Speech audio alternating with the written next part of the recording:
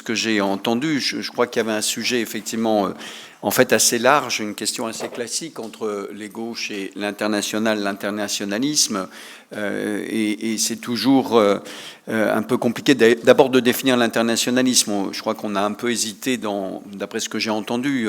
L'internationalisme, en tout cas pour les gauches, c'est d'abord la critique du capitalisme. Et on l'a évoqué quand, par exemple, Nicolas a évoqué la... Mais je ne vais pas faire de citation parce que si jamais je n'énumère pas un certain nombre de noms, vous allez être très vexés. Alors que toutes les interventions étaient très bonnes. Mais par exemple, la critique du capitalisme, la solidarité, qui est un élément évidemment important, la paix, dont on a peu parlé, sauf pour la période évidemment de la fin du 19e siècle, mais c'est à plusieurs reprises la question de l'internationalisme pour la gauche passe aussi par la paix, quand bien même ce sujet au cours de la guerre froide va diviser les gauches. Et puis on l'a vu avec les dernières interventions, effectivement les questions, par exemple, de l'environnement et de l'écologie jouent un rôle important. Ce qu'on a pu constater, le sujet était tellement large que vous l'avez pris au pluriel, les gauches, puisqu'on a parlé des gauches, alors ce qu'on appelle soit la old left ou la gauche classique, socialiste, communiste, mais aussi des formations libertaires, les gauches des années 60-70, et puis on l'a vu aussi, ces mouvements, alors est-ce qu'il faut les classer à gauche, par exemple, des féministes, mais en tout cas, on a vu une multitude d'acteurs qui font effectivement partie des gauches. Je crois que ce qui était intéressant aussi, c'est de ne pas rester uniquement sur l'Europe, puisqu'on a eu beaucoup de communication, on a évoqué l'Afrique, le Mexique, le Vietnam. Évidemment, il y a un continent, un peu l'Amérique latine, oui, j'ai dit, l'Amérique centrale, manque peut-être les pays arabes, mais bon, on ne pouvait pas tout traiter.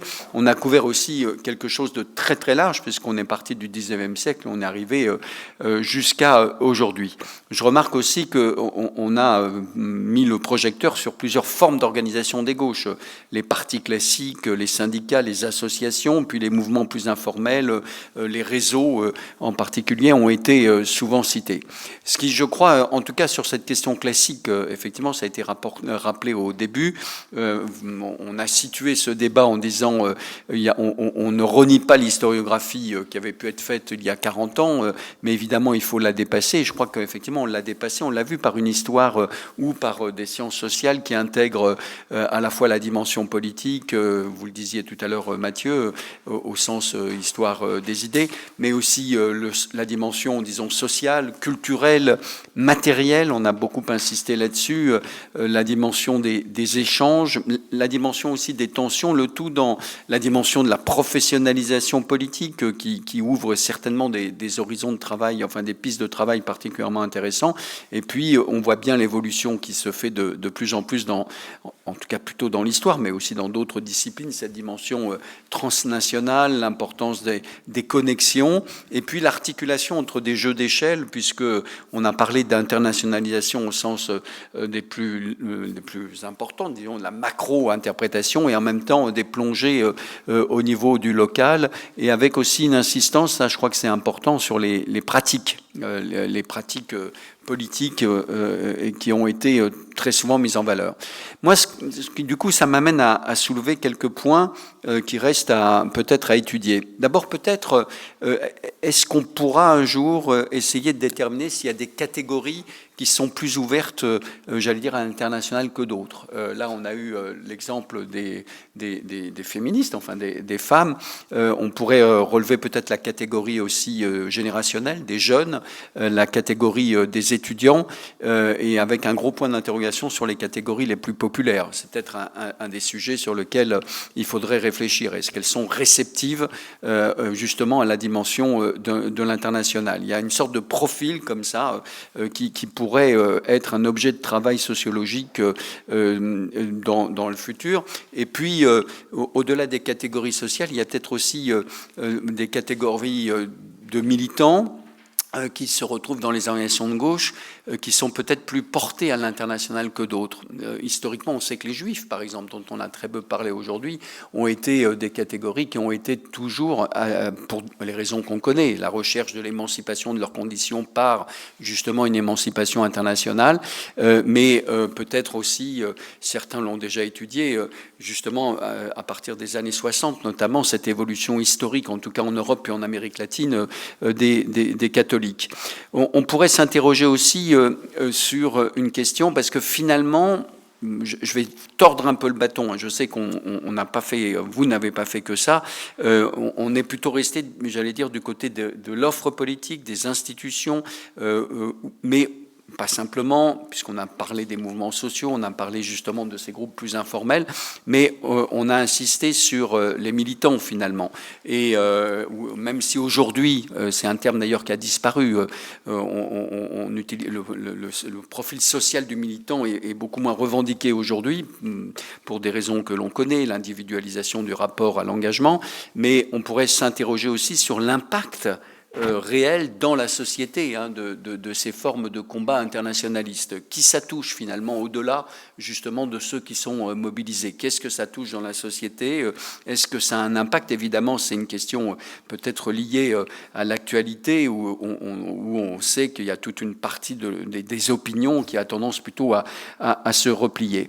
Autre sujet sur lequel je m'interroge, c'est qu'on a parlé beaucoup de l'internationalisme socialiste. Il y a eu une communication sur l'expérience communiste au Vietnam, mais on n'a quand même pas beaucoup parlé de cet internationalisme alors des gauches socialistes ou des différentes dans ces différentes acceptions par rapport à quand même à l'internationalisme communiste qui a dominé toute une partie de l'histoire mondiale à partir de 1917 jusqu'aux années 80. Et ça, c'était une certaine conception de l'internationalisme qui a provoqué justement des confrontations théoriques, politiques, pratiques, notamment avec l'internationalisme socialiste, qui fait que les socialistes, justement, par rapport à la manière dont pensait le communisme l'internationaliste, c'est-à-dire avec la prééminence de l'Union soviétique, ont repensé leur conception de l'internationalisme comme la solidarité entre les nations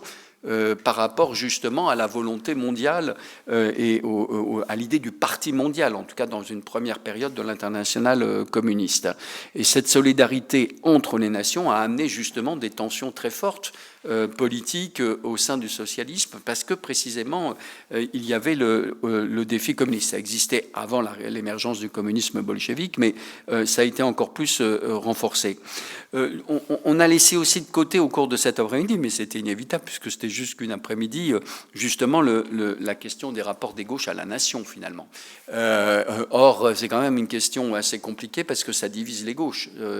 Celles qui se projettent uniquement dans l'international et dans l'internationalisme, et celles, alors c'est particulièrement vrai dans ce pays en France, mais pas simplement, qui justement ont un rapport spécifique à la nation comme référence principale.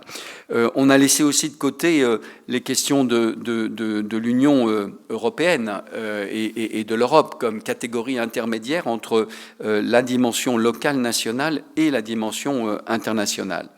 Je remarque aussi qu'on aurait pu peut-être... Enfin, d'abord, il y a une piste de travail, je crois, qui a été qui est apparue très nettement et qui mériterait beaucoup de développement. Il y a déjà eu des travaux là-dessus. Ça a été tout le petit débat qui s'est amorcé sur la cité universitaire à Paris comme lieu, justement, d'élaboration, de socialisation politique. Alors, on a cité un exemple, mais on pourra en citer d'autres. Là, je disais pendant la pause, toute une partie des Khmers rouges sont passés par la cité universitaire à Paris. Alors, est-ce qu'ils ont été socialisés à la politique et à l'internationalisation par la CTU ou par les cours qui suivaient dans une université parisienne à l'époque très marxisée? Quel rapport entre les cours qui suivaient et ce bouillon de culture qui existait dans la cité universitaire? On nous a appris qu'il y avait un gros projet ANR là-dessus, ce sera très intéressant, mais on a vu apparaître les lieux des universités allemandes, qui est un élément important, et puis on nous a évoqué des lieux ou des capitales quasiment au Congo de l'internationalisme, et récemment il y a eu 2 ouvrages par exemple sur Alger qui ont été écrits, dont un en anglais sur Alger comme la Mecque des révolutionnaires et de l'internationalisme, mais on pourrait parler de la Havane aussi. Il y a comme ça toute une géographie de l'internationalisme, Moscou bien sûr, une géographie de l'internationalisme qui mériterait mériterait d'être exploité. Je crois qu'on devrait aussi, c'est pas des regrets, hein, mais c'est justement des pistes de travail qui surgissent à l'issue d'une après-midi qui, du coup, montre combien elle a été intéressante et stimulante. On l'a touché, je crois, à plusieurs reprises, mais c'est comment l'internationalisme se concrétise dans le développement de ce qu'on appelle des causes, et qui sont des causes internationales. On a évoqué le Chili, enfin on a évoqué, pardon, le Vietnam, on a évoqué, on pourrait évoquer le Chili, qui a déjà été étudié par exemple par Caroline Moine, la Palestine, mon cher Thomas, qui sera l'objet d'une prochaine thèse et une prochaine publication, Cuba, il y a comme ça l'antifascisme qui fait partie aussi de l'internationalisme, que c'est une autre vision justement de la société et du monde. L'anticolonialisme, qui, comme ça a été rappelé, percute la gauche, parce que ça divise la gauche sur cette question, en particulier en France, et on pourrait, l'antinazisme bien sûr, mais on pourrait en rajouter d'autres, cette difficile acculturation avec la question de l'écologie, l'intégration aussi du féminisme progressivement dans les années 70, mais il y a là quelque chose qui pourrait être tout à fait développé. Il y a une chose dont on a finalement peu parlé dans l'internationalisme des gauches, parce que c'est un sujet qui divise les gauches, c'est la solidarité avec les contestataires dans les pays communistes, et notamment européens, hein, parce que ça, c'est un sujet sur lequel finalement on a relativement peu de travaux. Pour une autre occasion, j'avais essayé de voir ce qui s'était fait en 1968, j'avais interrogé même Ludivine Bantigny là-dessus, et elle a trouvé dans toutes les archives départementales qu'elle a étudiées 2 seules références à la solidarité de ce qui se passait durant le printemps de Prague dans l'ensemble de ce qu'elle avait découvert dans les archives en 1968. Hein. Il y a une sorte d'aveuglement à cet égard qui montre une des limites de l'internationalisme. Enfin, je termine parce que je serai très court, Mathieu, par le fait qu'évidemment ça débouche sur une question très présente. C'est-à-dire que moi je serais bien en mal aujourd'hui de définir ce que c'est l'internationalisme des gauches. Puisque là on a fait toute une histoire qui va du 19e au 21e siècle jusqu'à nos jours, autant on voit et on arrive à cerner ce qu'ont pu être les formes de l'internationalisme aujourd'hui. Je sais qu'il y a l'international socialiste, bien sûr, comme forme partisane, mais qu'est-ce que ça représente aujourd'hui? Qu'est-ce que ça signifie aujourd'hui par rapport au défi, par exemple, qu'on appelle le défi des populismes? Je crois qu'on serait bien en mal de pouvoir le dire. Et puis, il y a peut-être une autre réflexion qui vient de ce que, je suis désolé de citer Nicolas une deuxième fois, mais Nicolas faisait la corrélation qu'il montre très bien dans son livre entre le processus de mondialisation et le développement de cet internationalisme. Et on peut se demander aujourd'hui quel est l'effet contraire de la globalisation. Et la globalisation aujourd'hui ne nourrit pas obligatoirement l'internationalisme, notamment pour les gauches. Elle divise profondément les gauches entre ceux qui, alors certains disent qu'ils s'adaptent au néolibéralisme, peut-être on pourrait formuler ça avec d'autres mots, mon cher Rainer, et qui essayent de comprendre comment évolue le monde et comment essayer de s'y situer pour assurer quand même des formes minimales de solidarité sociale, et les gauches qui refusent même le principe de la globalisation et en viennent à affirmer la prééminence nationale. Voilà, c'est sur ces 2 questions que je voulais terminer. À la fois, qu'est-ce que signifie l'internationalisation aujourd'hui? Qu'est-ce que ça veut dire? L'internationalisme des gauches. Et d'autre part, le rapport à la globalisation. Il a pu servir justement de construction de l'internationalisme au XIXe siècle. Aujourd'hui, il participe à une déconstruction des gauches. C'est sur cette note guère optimiste que je termine en vous souhaitant une très bonne soirée.